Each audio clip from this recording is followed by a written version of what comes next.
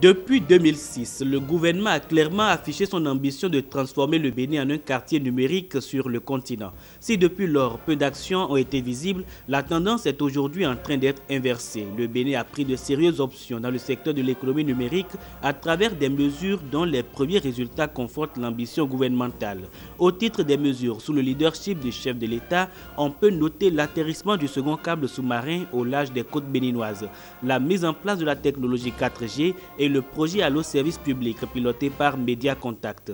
L'ensemble de ces mesures, additionnées à celles à venir, notamment la construction de la cité numérique, crée les conditions pour la promotion de près de 50 000 emplois. C'est dans cette logique que le président Boni Yayi a instruit aux fins d'organiser les assises du numérique. Ce fut le premier acte. Le deuxième acte, c'est cette rencontre entre le chef de l'État et les start-up dans l'économie numérique afin d'examiner les recommandations issues des assises et baliser le chemin. Ces jeunes sont pour la plupart des programmeurs, des designers web, des gestionnaires de projets web, des propriétaires de sites e-commerce. Vous avez décidé de porter l'action gouvernementale plus loin et en lançant le recrutement et le renforcement de l'emploi de 50 000 jeunes dans le secteur du numérique. Donc, je vais rapidement donner une idée des mesures qui ont été prises récemment pour créer des conditions favorables aux 50 000 emplois. Alors, au niveau institutionnel, le gouvernement a instruit le ministère en charge de communication avec les autres ministères à mettre en place la stratégie nationale du commerce électronique et le cadre juridique approprié. Et on prévoit dans nos prévisions créer rien que là 2000 emplois. Aussi, en écoutant le cri de cœur des communautés numériques locales, vous avez instruit les départements ministériels concernés afin que le statut des start-up, les jeunes entreprises à forte potentialité, soit mis en place et pour cela, on vise à atteindre une cible de 10 000 personnes dans cette catégorie. Au niveau du ministère en charge de l'économie et des finances, vous avez instruit de mettre en place les mécanismes de garantie à la disposition des partenaires privés pour le financement des start-up afin de stimuler l'innovation et la créativité chez nous. Et comme vous l'avez dit tantôt, pour matérialiser un peu toutes ces initiatives, vous avez initié le projet de mise en place du quartier numérique de Fidrosset. Donc un quartier qui va être un ensemble de tours à bureaux et des facilités, centres de données, centres de réunion, infrastructures de formation et autres modernes dans le domaine du numérique. Alors, c'est 50 000 emplois qui sont visés au travers de cette initiative. Et comme vous l'avez dit plus tôt, nous lançons donc sous votre haute autorité les travaux dès la semaine prochaine, avec un partenariat effectivement public et privé. Alors, plus loin, vous nous avez instruit de concrétiser rapidement une autre requête de la communauté qui voudrait donc des espaces de travail convenables, des espaces de travail adéquats pour les jeunes porteurs de projets que vous êtes, pour les start-up, des entreprises à forte croissance dans le numérique qui peinaient aujourd'hui donc dans des conditions difficiles. Le chef de l'État nous a instruits afin que le programme que j'ai dit tantôt pour atteindre une cible de 10 000 personnes commence immédiatement cette semaine. Sous le leadership du chef de l'État, on a déjà même ciblé le lieu qui va accueillir les premiers candidats, les premiers start-up dès cette semaine. Alors, ce serait 10 000 mètres carrés d'espace de travail à travers tout le pays, parce qu'il n'y a pas que Cotonou qui est concerné. Nous avons aussi des porteurs de projets à Porto-Novo, à Parakou, dans les grandes autres villes et même dans nos villages aussi. Donc, le chef de l'État nous a instruits afin que de tels incubateurs de tels espaces de travail soient mis à la portée de tous. C'est avec intérêt que les jeunes ont suivi les mesures du gouvernement destinées à rattraper le retard du Bénin sur les autres pays. Investir le secteur de l'économie numérique pour créer au moins 50 000 emplois. L'économie numérique sera alors transformée en une arme de lutte contre le chômage, comme c'est déjà le cas avec le programme Allo Service Public qui emploie près de 6 000 jeunes à travers le territoire. Reculer les frontières du chômage et donc lutter contre la pauvreté. Les start-up sont aussi prêts pour le combat, mais attendent d'être mieux outillés. Il est question pour nous, dans une logique d'aider à donner plus d'emplois et plus de richesses aux jeunes que nous sommes, de demander à l'État et à votre gouvernement de soutenir structurellement l'entrepreneuriat des jeunes, en se concentrant peut-être sur quelques mesures simples, réalisables par votre administration et qui ont la capacité vraiment à donner l'impulsion que nous recherchons. La plupart des jeunes qui sont ici, Monsieur le Président, sont des acteurs du numérique. Ils y travaillent au quotidien, développent de petites entreprises. Et nous avons des entreprises qui ont une certaine particularité, c'est qu'elles nécessitent un certain temps pour pouvoir fournir la croissance qu'on en attend et pouvoir générer les emplois. Et donc, il est nécessaire que le gouvernement et que l'État les soutiennent structurellement et les accompagnent dans les premières années de leur vie. Je retiens essentiellement pour nous qu'il est important de rester sur 4 mesures principales, qui sont principalement de continuer à fournir une connexion Internet à bas prix et de meilleure qualité, encore plus meilleure que celle que nous avons aujourd'hui. À côté de celle-là, de définir un statut, non pas pour les startups uniquement, mais pour les jeunes entreprises innovantes et pour tout ce qui est organisation autour qui contribue à soutenir l'entrepreneuriat numérique et l'innovation technologique, notamment tout ce qui est incubateur, tout ce qui est accélérateur d'entreprise, pépinière d'entreprise. À côté de ça, on aimerait, au nom de la 3e mesure, de parler de ce qui est important d'appeler un fonds de garantie pour les jeunes entreprises innovantes. Parce qu'aujourd'hui, il est manifestement clair, et je pense que c'est le cas pour l'essentiel d'entre nous, que nous avons la volonté de créer des produits accessibles à 10 000 personnes, mais qui a quand même un besoin en termes de croissance, un niveau en termes de croissance où il y a besoin de moyens financiers conséquents, que les banques et les organismes de crédit de la place ne savent pas apprécier le métier que nous faisons et qu'elles ne sont pas capables ou qu'elles n'acceptent pas de nous accompagner. Que les conditions qu'elles exigent, nous ne les remplissons pas manifestement à cause de la structure des entreprises que nous avons et que nous sommes donc exclus totalement du mécanisme de financement. Une fois encore, la demande n'est pas de dire à l'État de nous donner une banque d'investissement, mais plutôt un fonds de garantie et un mécanisme approprié pour pousser le secteur bancaire et le secteur financier à financer les applications, les services numériques, les produits numériques que nous avons envie de créer pour le grand nombre.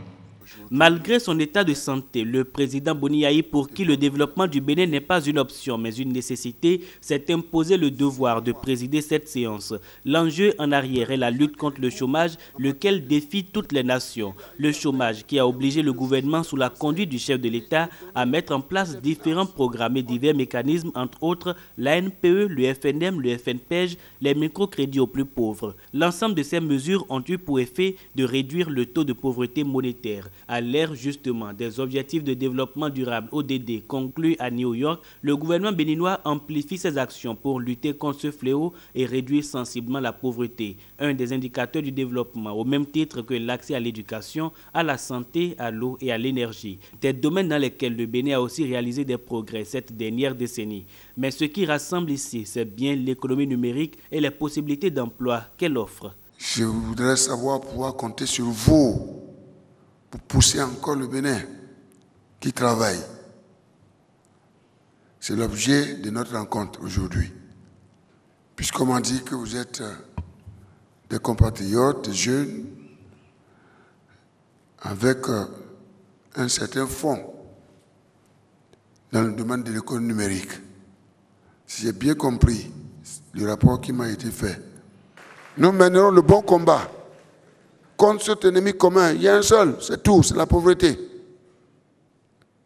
C'est vous qui payez cher en ce moment. Maintenant, ce que je vous demande, c'est de vous prendre au sérieux. Vous êtes une force.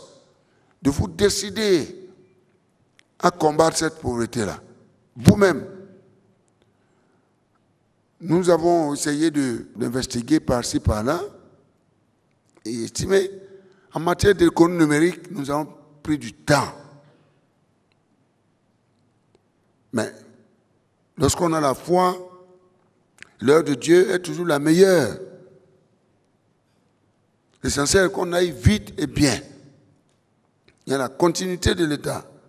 Qu'on aille vite et bien. Ce 21e siècle est celui de l'économie numérique. Nous avons dit le Bénin, quartier numérique du continent. Le pôle numérique du continent. Mais qu'est-ce que nous avons pu faire jusqu'ici? Et pourtant, vous avez des talents, nous avons des talents, nous avons des compétences, d'abord à l'intérieur, et puis au niveau de la diaspora.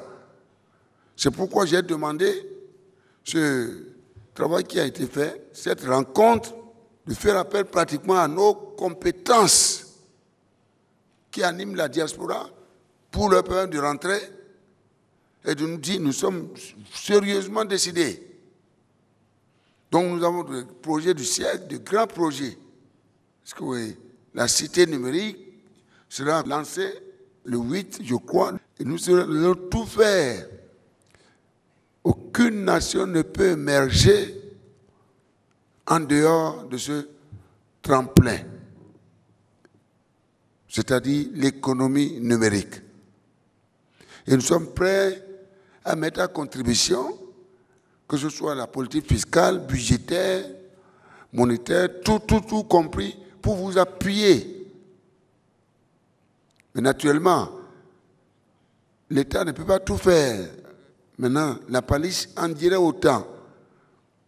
Et que nous mettons à contribution le secteur privé, national, international, pour développer le cadre juridique du partenariat public-privé, pour que vous puissiez exceller. Il n'y a pas de saut métier, au contraire. Comme il n'y a pas de noble métier, qui pourrait vous dire que lorsqu'aujourd'hui vous pouvez une économie telle que la nôtre, en l'intégrant à l'économie mondiale, ça ne peut se faire que par le numérique. Une stabilité macroéconomique qui caractérise notre pays, ce qui est vrai. Une croissance, mais la croissance, elle doit être durable. Elle n'est pas durable. Ces 4 dernières années qu'on a repris. Et cette croissance, elle doit être durable. On doit questionner sa qualité. Elle est de qualité parce que, qu'on voit, il y a combien qui ont pris part à la création de cette richesse. Et notre produit intérieur brut qui constitue en fait ce patrimoine, ça croît d'une année sur l'autre de combien? Est-ce qu'on s'enrichit? Est-ce qu'on s'appauvrit? Alors, vous pouvez avoir une stabilité macroéconomique, mais si la croissance elle est faible, vous avez une croissance démographique de 3,5%. 3,5%. Vous faites une croissance de 6%, 6,5%. L'écart est faible. C'est faible. Donc il faut absolument aller avec l'économie numérique et d'autres pôles de croissance. Il faut aller vers une croissance à 2 chiffres pour frapper fort et veiller à ce que tout le monde puisse participer à la création de cette richesse. Parce qu'en retour, tout le monde a reçu le revenu pour se nourrir. C'est comme ça qu'on détruit la pauvreté. Une croissance inclusive, c'est ça qu'on dit inclusive, c'est-à-dire qui intègre tout le monde. Personne n'est laissé sur le quai. Personne n'est dans les trottoirs en train de chercher de l'emploi.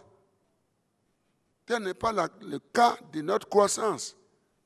Et le Bénin n'est pas le seul, même dans le monde entier. Où est-ce qu'on ne parle pas de chômeurs? Résiliente, quels que soient les chocs qui vont venir secouer, ces chocs peuvent venir de l'intérieur, comme ces chocs peuvent venir de l'extérieur. Quels que soient les chocs, il faut absolument que cette croissance soit durable.